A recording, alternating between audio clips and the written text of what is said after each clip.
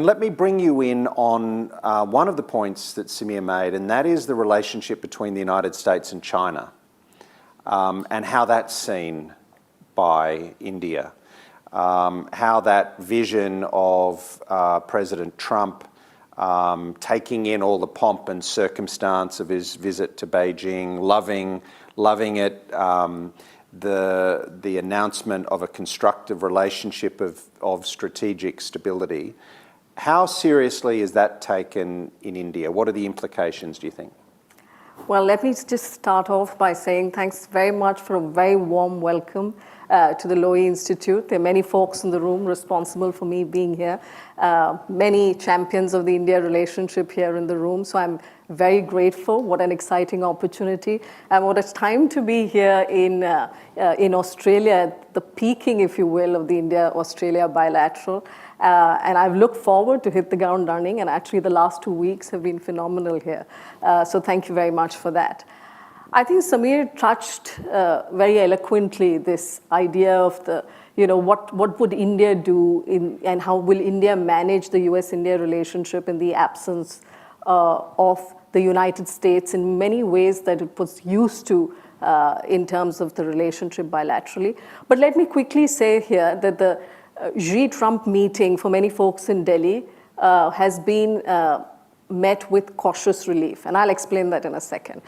The India, US, and China dynamic is an interesting one because from the Chinese perspective, India has never been a peer competitor. It's always seen as a variable of the US-China relationship. There are three sort of structural frameworks in which China looks to deal with India. One, that ensure India doesn't go on to a anti-China coalition. So every time the US-India relationship picks up, it naturally feeds into Chinese thinking about India. Two, that you continue to entrench and increase the dependency economically so that you don't empower India through ensuring that its industrial manufacturing ecosystem sort of takes off and empowers it, but make sure you create the leverage in terms of vulnerabilities. And I think three is to judge the external environment as to how much coercion will come in terms of pushback comes back in terms of risk escalation. So I think these three factors are always sort of framing the Chinese lens on India. Because China for the last couple of years, especially the peak of the US-India partnership flourishing, not just in the Indo-Pacific but beyond, in terms of was very wary of what that means for regional balance. If India grows into this capacity and capability builder, then the peer competition angle goes away. So I think from that lens, two things stand out. I think the fact, as you mentioned, of the G2 calibration that Samir alluded to was raising eyebrows in New Delhi because if you jog your memory, Trump in Busan in October 2025 mentions this. And of course, the White House's explicit sort of acceptance of Chinese language in the joint statement after Trump and Xi's meeting also raised a lot of eyebrows. But the fact that there was no substantial, agreement on managing Asia, if you will, or the fact that there was no great declarations of a grand bargain at the cost of partners like India has relieved folks. But things like, the chips going and the chips being allowed to travel, or the fact that the decision of holding the Taiwan arms sales sort of hostage, all of these are pinpricks that India is watching. And of course, finally, the coddling of Pakistan is, especially after the Pahalgam terror attacks, is something that India won't forget. But at the end of the day, like Samir mentioned, India is sort of accepted that there is a structural requirement for the US relationship to continue, for it to achieve its own sort of capacity and capability targets. I think the rose-tinted glasses have come off in terms of the type of exchange that will happen going forward. I think the mutual utility and India's ability to manage global contradictions is something that's appreciated on both sides. So what are the lessons learned very quickly for India from the US-China sort of meet? One is that the value proposition and the onus to make sure that the value proposition in India for the United States continues. So like Samir mentioned, the tech defense piece becomes very important to carry, and the innovation piece continues to be very important. $68 billion is what I'm told that the AI sort of discussion brought in.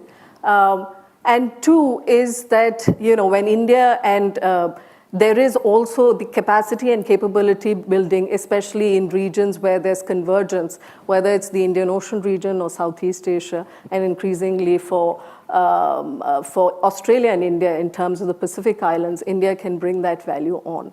So I think India's multi-alignment, I've used a word that is often used, in terms of ensuring that the relationship with the United States continues with certain guardrails coming in, persevering on the relationship with and preserving the relationship with Russia, managing China, ensuring that your relationships in the Gulf are diverse but also empowering, are going to be, and the economic diversification of the economic statecraft are part of the solution to managing the China equation in terms of a Trump-Xi summit aftermath.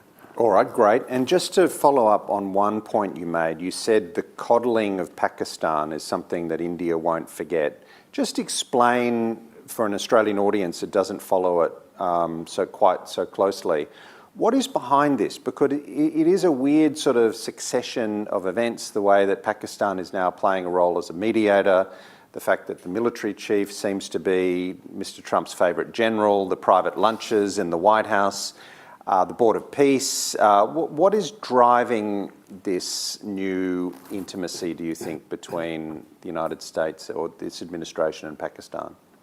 Look, I think from an Indian lens, the current phase of engagement between Pakistan and the United States is Pakistan's instrumentalization in this current process and scheme of things.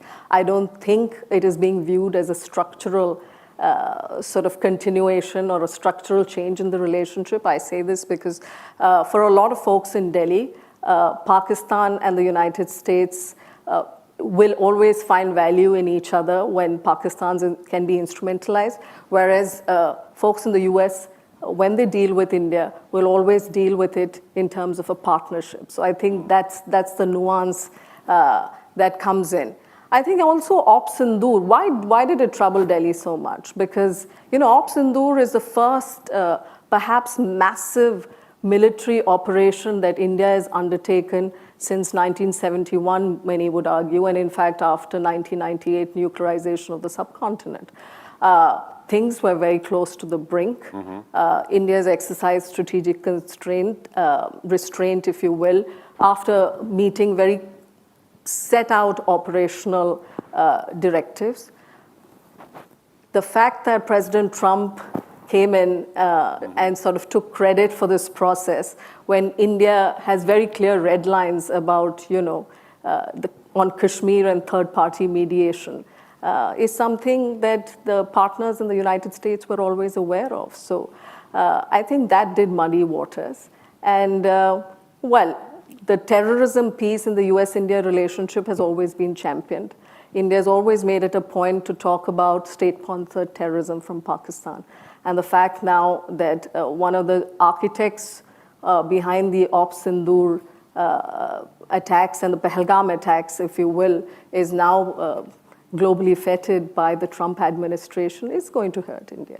The fact that the US now talks about India, Pakistan in terms of rehyphenated terms is anathema to New Delhi, because the 20-25-year investment in the relationship tried to dehyphenate and talk about India as this linchpin in the Indo-Pacific and the Indian Ocean region, where the United States would have a credible partner to balance China. And the Pakistan-China nexus is even more troubling.